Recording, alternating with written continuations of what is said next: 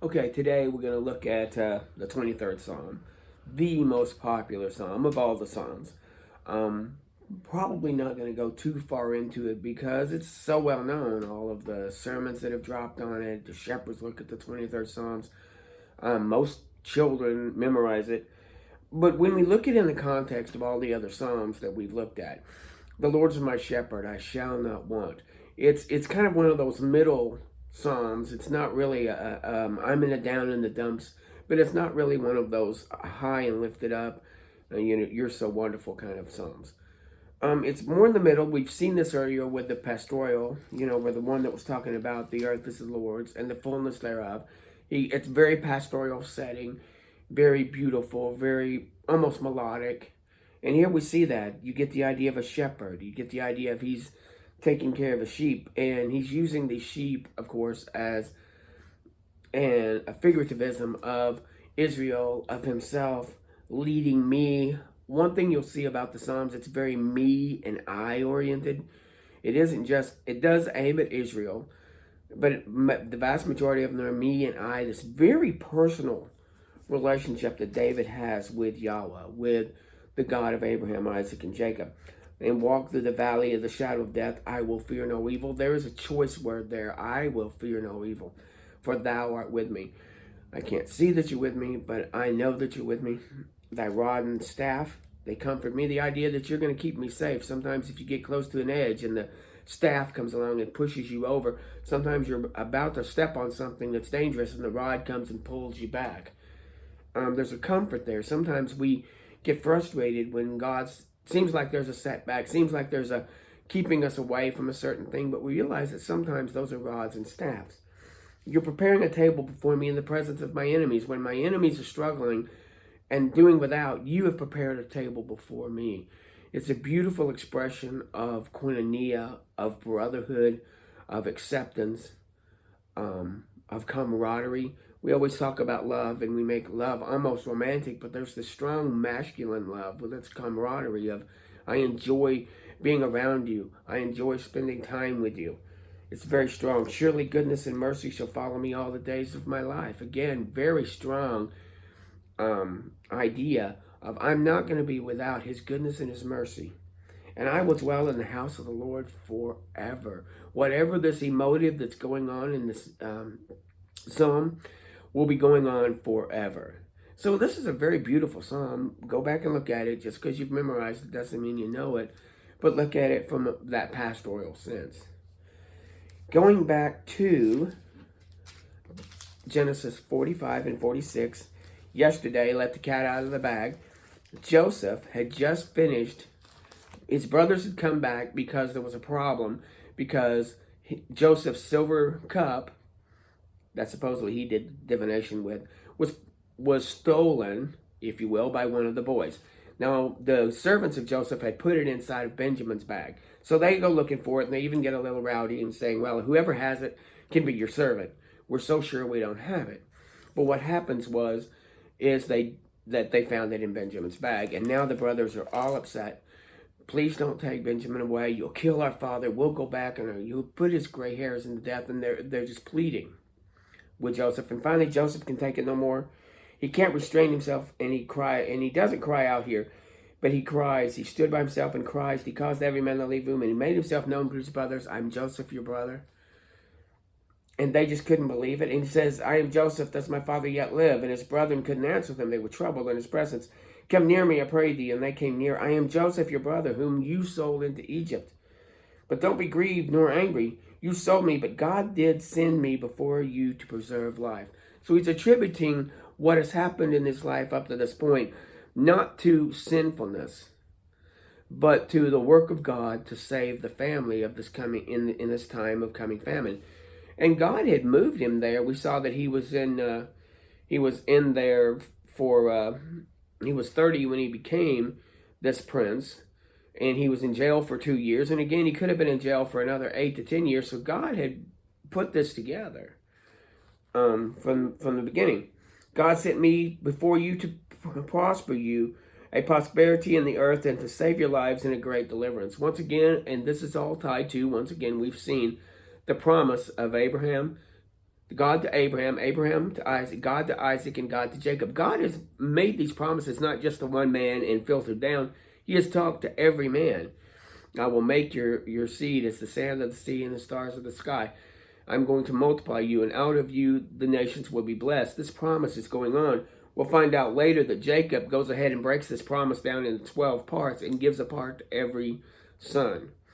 And so we see that make haste and go up to your father, and God has and tell him that God has made me Lord over all Egypt, and tarry not. You can imagine what happened when they came back with all this stuff. Joseph sent them back, and he says that to bring, I'm going to bring you up to dwell in the land of Goshen, your children and your children's children and your flocks and the herds, and I will nourish you, for yet there are 5 years more of famine. So he knows that there's going to be 5 more years of this. And I will nourish you, and I will take care of you. Go home and get everybody. And he even says, don't worry about your stuff. You'll have stuff here. What's mine is yours. Come on in. Don't worry about the stuff you're leaving behind.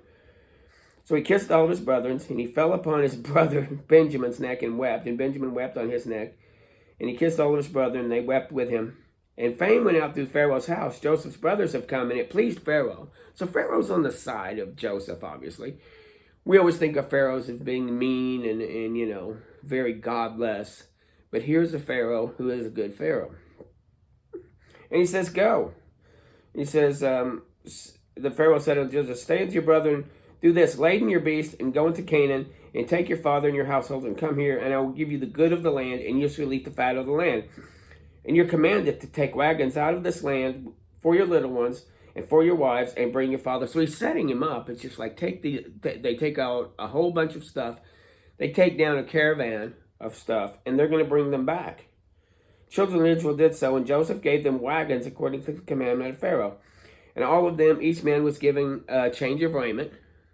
And Benjamin was given 300 pieces of silver and 5 changes of raiment. He really doted on Benjamin. And to his father he sent after this manner 10 asses laden with goods, things of Egypt, and 10 she-asses laden with corn and bread and meat for his father by the way. So he's taking care of them. It's this great big caravan of provision is heading back into this famine land. You know, all these people are sitting around, they're probably thinking, okay, when they get back, we're going to have corn and we're going to make some bread and we're going to, you know, we'll eat and get through this somehow. They don't realize that what's coming over the hill is going to be greater than they can even imagine. And they went out of Egypt and came into Canaan to Jacob. And they said to him, Joseph is yet alive, and he is governor over all the land. I'm sure it says Jacob's heart fainted, for he believed them not.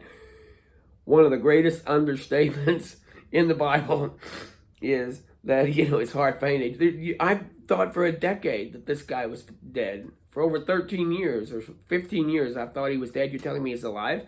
And that he's the ruler of Egypt? You got to be kidding me.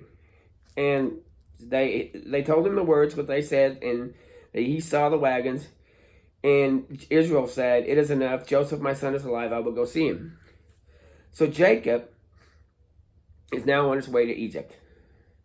And he journeys back. And God spoke to Israel in a vision in the night. Jacob, here am I am the God of the fathers. Fear not to go down to Egypt, for I will make thee a great nation. I will go down with thee, and I will surely bring thee up again, and Joseph shall put his hand upon thine eyes. So he's encouraging Israel here. He's encouraging Jacob. I'm sure that Jacob has had a hard time really processing all of this information. And sometimes when we have a hard time processing information, God will come and help us to understand, especially if we're in his word. So he rose up and went from Beersheba with his sons and his little ones in the wagons, and they took their cattle and their goods, and his sons and his sons with him, his daughters and his sons' daughters, and all their seed. And we go through the names here real quick of Reuben and all the all the sons that came down. And you mentioned them. I think it's interesting you mentioned the sons of Levi, Gershon, Kohath, and Merari. Kohath and Merari. We'll see them come up again when the Levites become the priest, when they volunteer to become the priest under Moses, that these 3 tribes will be the ones that carry the tabernacle, that care for the tabernacle things when they're having to move the tabernacle from place to place. These tribes from these 3 men will be the servants that take care of the tabernacle. And so we go through all the sons. And Benjamin, he has his children too. See, when we think of Benjamin, we're thinking of, a young boy. He had his sons too, so he was an older man at this time. Again, we're saying that, Joseph could have been 37 when this happened, 35. That would put him in his 20s. He would have had some young children at this time. And he goes through all of the sons. And the total that went down was 70 people. And he sent Judah before him to Joseph. So Judah's the one who's going first. Excuse me. Again, a typological of Christ. Christ being, Judah, the lawgiver. Judah, the one of peace. So Judah goes first to direct his way to Goshen. And they came to the land of Goshen. And Joseph had made ready his chariot. He was ready. Joseph was on the other side preparing to see his dad for the first time in almost 20 years. You can imagine the anticipation. And he saw his dad, he fell on his neck, and he wept for a good long while. Another one right here. An understatement, to say the least, that he wept for a good long while.